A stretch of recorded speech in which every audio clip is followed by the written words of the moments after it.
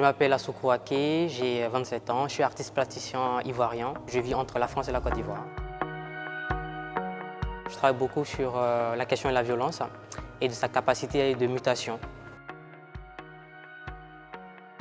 Je me suis rendu compte qu'à travers l'histoire, au fait, tout ce qui est lié aux problèmes, aux conflits, même à l'évolution de l'homme, a un rapport très étroit avec la violence. La violence en elle-même, elle devient en fait un héritage génétique.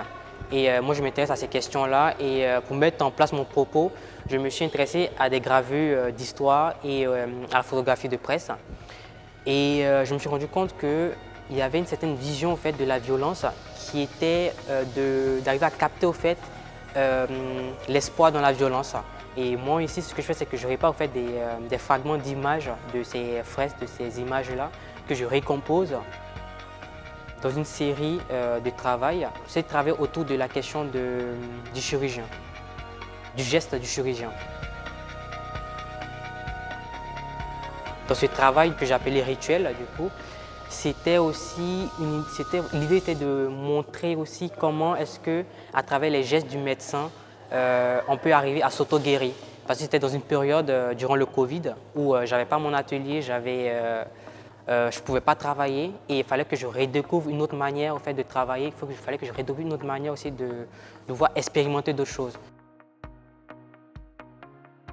Vu que je travaille sur la violence, sur cette capacité de mutation de la violence, mais aussi sur la manière dont la violence elle-même, elle mute, il fallait que je travaille sur des grands formats à la fois pour donner cette impression aussi que dans le chaos général, que les spectateurs soient absorbés, mais qu'à travers ce chaos général aussi, il y a aussi une forme d'espoir aussi.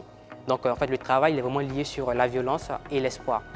Mais l'espoir est caché dans la violence et c'est un peu comme une énigme qu'il faut arriver à déchiffrer. Je grave le contreplaqué.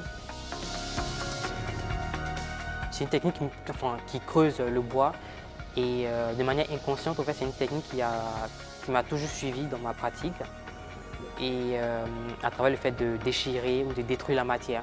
Sauf qu'ici, on est face à une destruction de la matière qui crée de nouvelles formes. Le monde, en fait, est pour moi une inspiration parce que tout mon travail est lié autour de ce que je vois, de ce que j'entends. Donc quand ces moments arrivent et que je ne suis pas inspiré à l'idée de produire une pièce, je travaille sur des recherches. Voilà. C'est des recherches, ça peut être des recherches documentaires d'images, des recherches de sons, de mots et tout ça.